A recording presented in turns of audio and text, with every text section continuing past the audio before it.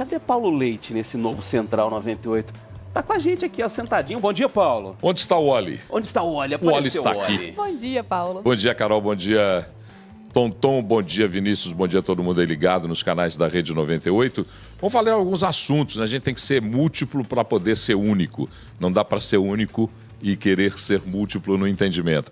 A gente vai falar um pouco sobre essa BH que se prepara para escolher um novo prefeito, mas para falar dessa BH que se prepara para escolher um novo prefeito, a gente tem que contextualizar o mundo que a gente está vivendo hoje. A gente está chegando numa segunda-feira, onde BH recebeu um evento de um impacto muito grande. O Cabido acabou de falar aqui da parte esportiva da BH Stock Car Festival, mas o BH Stock Car Festival, que aconteceu ontem com mais de 30 mil pessoas no Mineirão, encontrei Antonélio muito bem acompanhado, estava lá, tomando sol e vendo a corrida. Estamos camarão hoje. Somos camarões hoje. Mas aí a gente fala um pouco da importância desse evento. Por quê? Porque a gente projeta uma cidade que é uma cidade que está se dinamizando. Ela está se transformando. Então a gente tem que entender que esse novo desafio, esses novos desafios desse novo prefeito, eles vêm na onda dessa BH que se transforma. Não dá para a gente imaginar que a gente terá uma BH nas eleições de outubro governada por alguém que não entenda que há dinamismo no movimento da cidade. A cidade cresce do seu ponto de vista cultural, a cidade cresce do seu ponto de vista de entretenimento, mas cresce e cresce sensivelmente do seu ponto de vista de eventos que trazem para BH uma vocação natural. BH tem como vocação natural o comércio e os serviços. Quando você entende a história de Belo Horizonte foi uma cidade que foi fundada com a expectativa de que no entorno dela você fizesse uma capital que tivesse um comércio fervilhante para atender os moradores dessa cidade. E aí eu recomendo, quem não conhece, dar um pulinho ali na João Pinheiro, na CDL BH, para conhecer o Museu do Comércio da cidade, para ver a importância que tem o comércio na vida da cidade. E serviços. A cidade foi montada na lógica dos serviços. Basta você olhar os bairros da cidade e entender.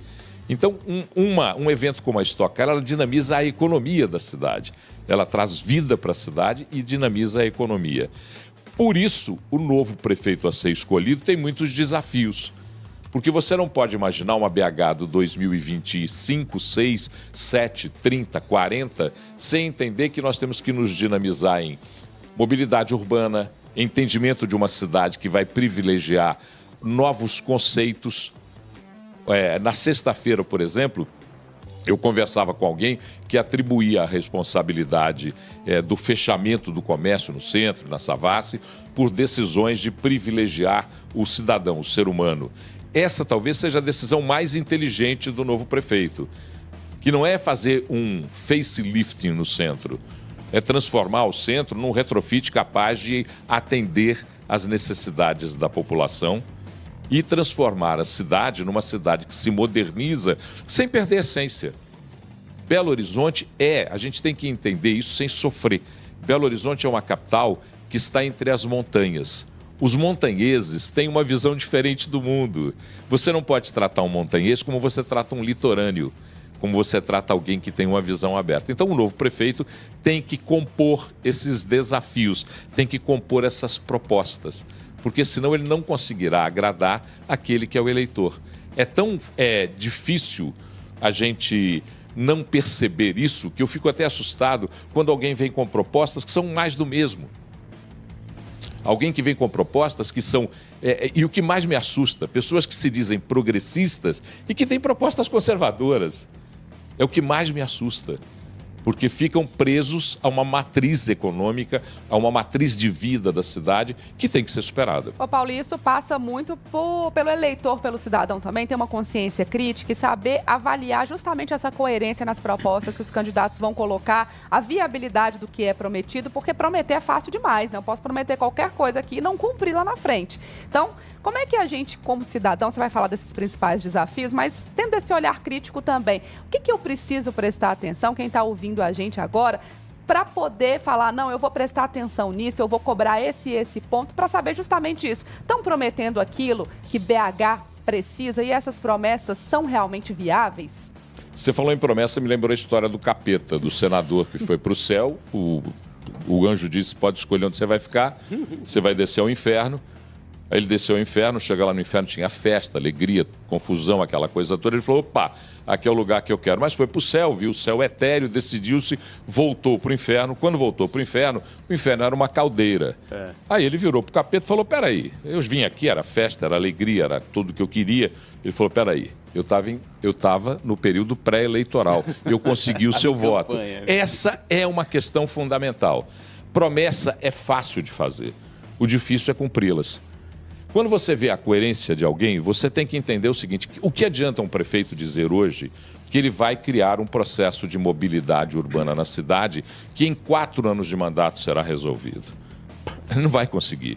É uma promessa vazia que não vai ser resolvida. O que adianta dizer que ele vai mexer, por exemplo, na estrutura do transporte público da cidade em 4 anos? Ele não vai conseguir.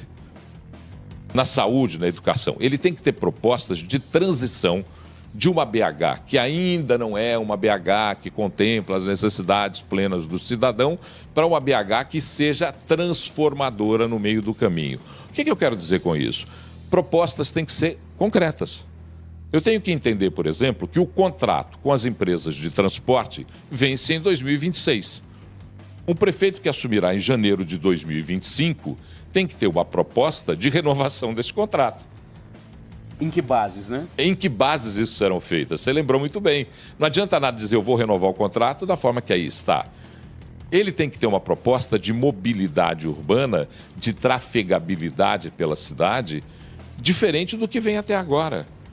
Porque será mais do mesmo? Criar faixas exclusivas de ônibus, não pensar em desapropriações, em alargamentos de avenida, que demandam tempo. Por exemplo, você vai pegar o Amazonas, vamos falar de coisas reais. Uma Avenida Amazonas, que hoje tem um déficit de pista já. Antonélio sofre com ela de vez em quando. E que vai ganhar uma faixa exclusiva de ônibus. E que vai ganhar uma faixa exclusiva de ônibus. Então, imagine, você vai ganhar uma faixa exclusiva de ônibus para Amazonas com déficit de pistas. Qual é o projeto de desapropriação, de interferência nas estruturas das obras de arte, pontes, viadutos, saídas? Deixa eu só fazer uma correção aqui, Paulo, porque eu falei uma faixa exclusiva para ônibus que a Amazonas já tem, ela vai ganhar o BH Bus, né? Ela vai ganhar o BH Bus, a parte central que são da avenida, 2 né? faixas. E que vai espremer o E serão 2 lá. faixas exclusivas. O MOVE ali, né? O MOVE que passará lá. O MOVE, inclusive, que é, e todo mundo sabe, uma solução usada na Colômbia nos anos 90. Sim. Eu tive a oportunidade de conhecer de perto a solução do MOVE, na época em que o ex-prefeito Márcio Lacerda instalou aqui, eu tive a oportunidade de a convite ir lá ver como é que era em Bogotá a realidade do MOVE. Lá já se pensava em mudar, lá já se discutia uma nova mobilidade urbana. Então essas questões são fundamentais. Saúde. Você não pode mais pensar hoje em saúde, me desculpe, Antonélio. Você não pode mais pensar em saúde hoje se você não falar em telemedicina. Porque todos os portais hoje das redes suplementares já falam em telemedicina. Então não há como você entender que alguém não fale em telemedicina. Né? Educação, ensino integral, é fundamental. Boa parte dos moradores de uma Belo Horizonte, que tem 2,5 milhões de habitantes, uma dificuldade de locomoção, boa parte deles não conseguem buscar filho, levar filho, trazer filho. O ensino integral, ele é fundamental para essa discussão. São coisas que porque são palpáveis, são reais.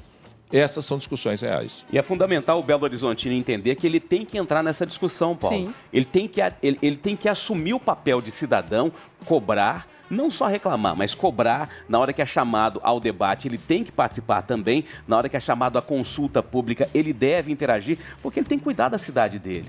Aí, Antonélio, você toca talvez no principal assunto de uma eleição que se avizinha, que talvez seja para mim o principal assunto. A escolha de quem vai legislar, do seu vereador.